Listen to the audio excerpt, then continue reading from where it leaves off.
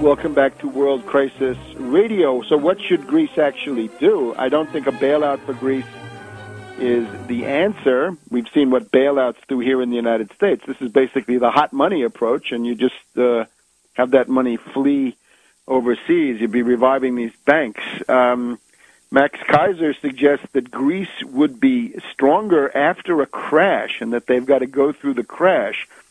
And I guess that is the approach of the Austrian school. But unfortunately, if you have a crash, this gets you the destruction of an entire generation.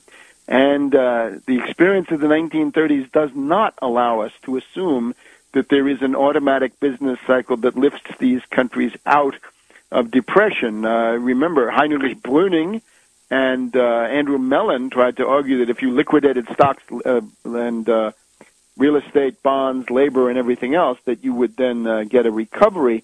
But I don't see any evidence that there ever was a recovery. So I would say what Greece needs is what everybody else needs, which is a good dose of New Deal, re-regulation, and some renationalization of what used to be their state sector.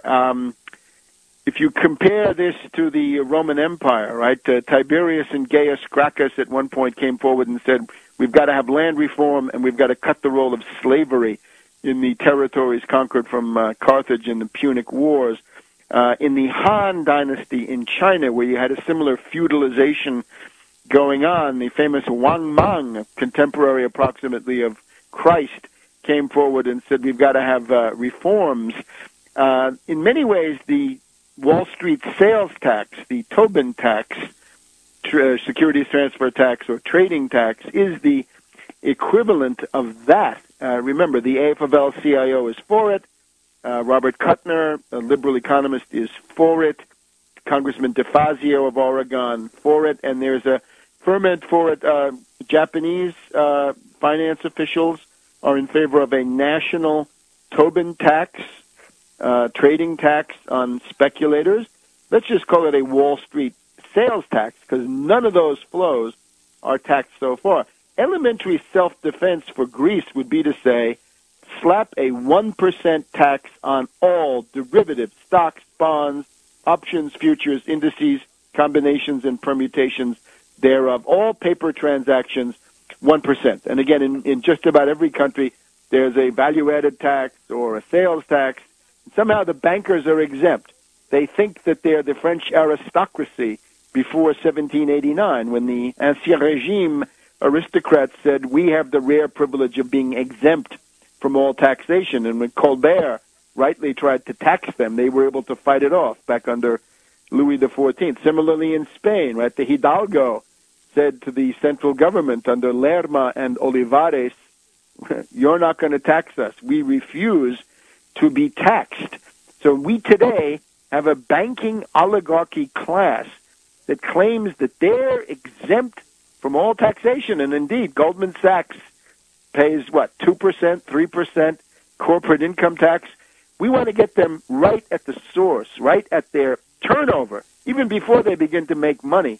We want to show them that this is not for free, because the social costs of this are enormous. In other words, concrete measures to rein in the bubble economy, to cut down financialization, and to, again, take the life out of the speculative booze for these characters.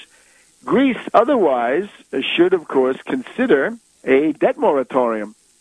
35 countries, just in the past 25 years or so, have gone through debt moratorium. We know Mexico under Lopez Portillo, Brazil in 1987, debt moratorium, and then Argentina under Rodriguez Sá in 2001. This was then administered by Nestor Kirchner, and many others. And indeed, if the Icelanders don't get a decent deal from the British and the Dutch. They should simply declare a debt moratorium. We will need, generally speaking, a freeze on all payments on international financial debt, including derivatives. And if you think that's radical, well, this starts really with Herbert Hoover in 1931, proposed the Hoover moratorium, which was a one-year suspension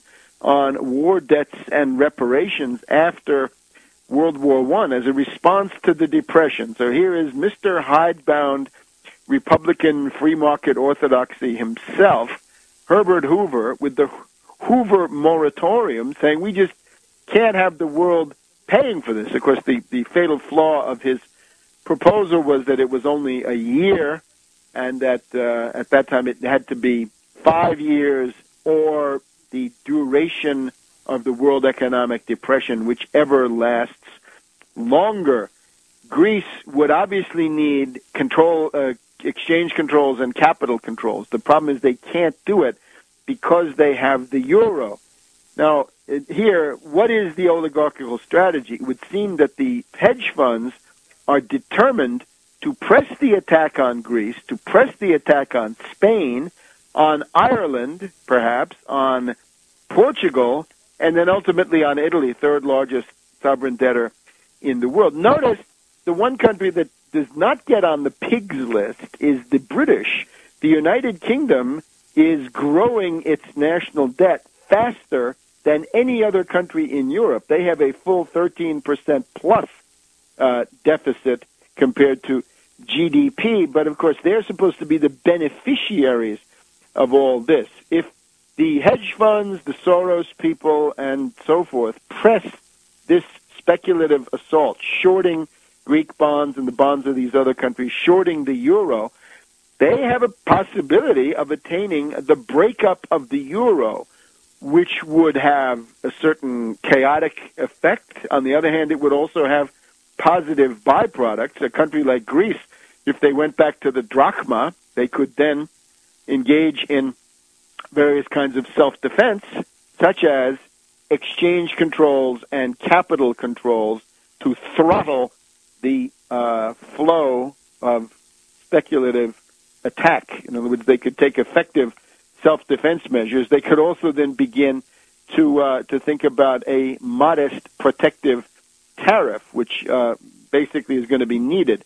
If the Eurogharks and Eurocrats of Brussels and Frankfurt are not willing to do some obvious things, to take measures to have a Tobin tax at the European Union level, 1% tax would be a wonderful thing for Europe to begin to drain this swamp of speculation, and also some idea of other protectionist, mercantilist, dirigist, cameralist measures, then ultimately this is going to break up. And that's the Soros track record from 1992. That attack led to the temporary complete disruption of the European rate mechanism, and the British dropped out. So if you press an attack, in those days there was no common currency, and the British are still not in it. The Greeks are in the euro, but they may not be in the euro for long. So essentially, this is now the second wave of the Depression. And one of the effects of the second wave of the Depression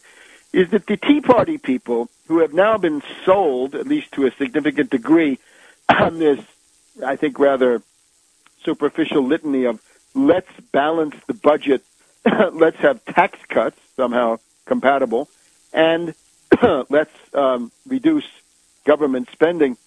This makes no sense.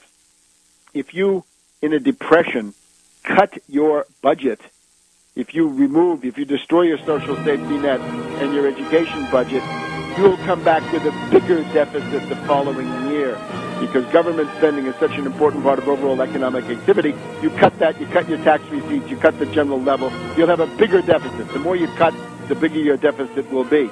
Back in a minute.